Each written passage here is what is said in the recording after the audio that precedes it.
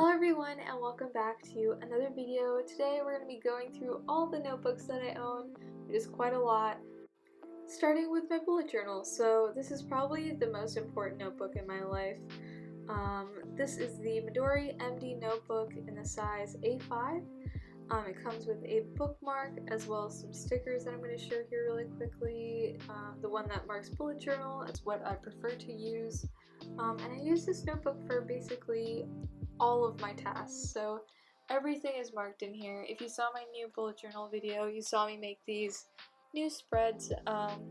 Mostly it's used for my daily tasks as well as planning out YouTube videos and really anything, even journal planning and stuff. So you can see I have some Etsy stuff written down, creating my portfolio, just some random things in there. You probably saw that I had my old bullet journal and I use the same notebook for it. I really love this notebook. The paper quality is really great and I like how light the square grid is. It's a really beautiful paper. Another thing that I really like about this notebook is that even when it's completely full, it stays pretty flat. Compared to the first bullet journal I had, even while putting in some like random papers and stuff, which shouldn't make it super thick, it was just really hard to hold after a while. But in this clip you can see me filling out my checklist, marking off the stuff that I did, which was to edit this video, which is really funny, but kind of some inception going on there, right? Anyways, that's my bullet journal. The next notebook that we have is my sketchbook. This is a relatively new sketchbook that I got, so you won't see a lot of filled up pages. Something that I really like about this notebook is that the funds actually go to building schools, and it also supports the artist that made the cover art. The cover is actually made of vegan leather, which I also really like. It has one black bookmark. The biggest thing I like about this notebook is how thick the paper is. It's actually mixed media paper, I believe. For the size, it's 7 by 9 inches and it has 132 pages. I used gouache on it and markers and fine liners, and it's been holding up pretty well. The paper is actually 177 GSM and it's also acid free, which I really like. After using gouache though, I think it might be because I use a lot of water, but the pages do buckle a bit, so that's something to keep in mind. But I've been really enjoying it. I really like the size of the sketchbook. You can definitely draw a lot in here, and I wanted to get back into sketching, so I bought one, but overall, I would really recommend this sketchbook. It's great quality and it supports a great cause. I actually got it from Staples for like $13, but I'm pretty sure you can get it for cheaper on their website. You can see here in that clip the little bit of buckling from the pages that I painted on. But yeah, that's it for this notebook. It's probably my second used notebook. The next one that we have here is my journal, like my writing journal. I got it from Michael's, but the company that made this is Artist Loft. So this has about 120 sheets and it's lined paper. I really love the cover. I thought it was really pretty. The paper is 70 GSM. It's pretty nice quality. It has a soft cover. The cover also has a really nice feel to it, which I enjoy. I just started this journal, so I don't really have a lot of pages filled out, but I'm intending on using it for quite a while. It's going to take me a long time to fill up this journal. I mean, journals in general just take me so long to fill up. I feel like I never have the motivation to complete them. There isn't much to say about this journal. It comes with a bookmark, and that's pretty much it. Isn't much to say about this one. The next one that we have is the Leuchtturm. I don't know if I'm saying that right, but I'm trying my best. So this notebook is the one that I use for my notes, for school notes. This one, the specific one, was just dedicated to physics, so you'll see like a lot of equations in there. Originally I was intending on using this as a bullet journal, but I wasn't a big fan of how thin the paper was. What I like about it is that it comes with 2 bookmarks. I had to cut one of them in half because it got stuck in my book bag zipper, but anyways, this is the A5 size. Some of its features are that it comes with an index page, which you can see here. It also has a back pocket, so you can store like papers or stickers or whatever you want in there.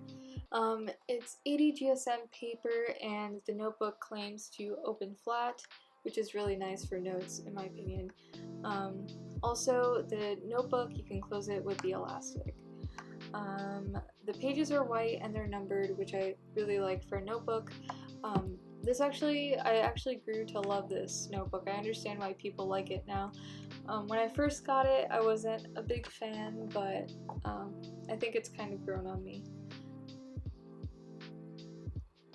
So here I am just flipping through my notes. I use this mostly for my lecture notes as well as test review, so you can see a lot of highlighting going on there. The ghosting actually isn't as bad as I originally thought. I would also definitely recommend this notebook. I think in the future I would definitely use it for notes, maybe not for journaling per se, but definitely for school. And here's just a close-up of the notes because it was kind of hard to see in the previous clip. So this next journal shares a similar story to the previous one. I wanted to use this for bullet journaling. I was drawn to the cover. I really think it's pretty. But when I got it in the mail, I saw that the square grid was really dark. It's kind of hard to see from this clip, but it's hard to see writing over it, which was a big drawback. But about this journal, it's an A5 size journal and it has 234 pages, so it's a bit bigger than your average journal. Here you have the cover that I was talking about. This is the New York version. It has an elastic band as well as on the back it says the cover name, by the way. But one thing that I also don't like about this journal is that the cover tends to get really dusty because it's like a linen or a fabric type of journal. So any type of dust just clings onto it and it makes it look kind of white. So as you can see here, I have like my notes. This notebook actually was used mostly for test reviews, so anytime I had a test, I would use this journal to basically review any study guides that I had or concepts that I wanted to review. I would label the first page, like you can see right there, for each test, and then that specific section would be just for that topic, and I would separate them by colors as well.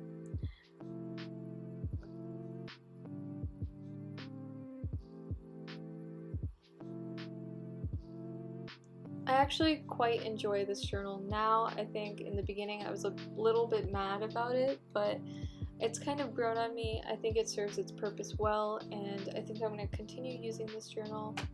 So another thing, it has a back pocket, it also has a bookmark, and I think I mentioned an index page. But yeah, that's basically it for this journal. It isn't my favorite, and I honestly don't think it would be something that I would recommend compared to all the other journals. I think I would probably recommend one of those options first. This next notebook is kind of an honorable mention. It has this beautiful Overwatch cover. I actually got it on Blizzard.com when they had a sale. I got this notebook for really cheap. I think it normally retails for about $20, but I got it for about $8 or something. It has a lot of great features like this really thin bookmark, a back pocket, as well as a pen loop, which I think most notebooks don't come with. So it has this really beautiful cover. It extends to both pages. It also came with an Overwatch pen. If you're not familiar, Overwatch is like a video game, which I really enjoy. I have like 300 hours on there probably. But I bought this notebook to use for the future. It has lined pages, and I also wanted to show the inside cover. It has like all of the rolls on the inside.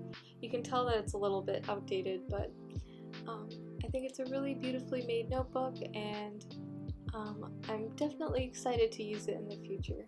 It has really nice quality paper, by the way.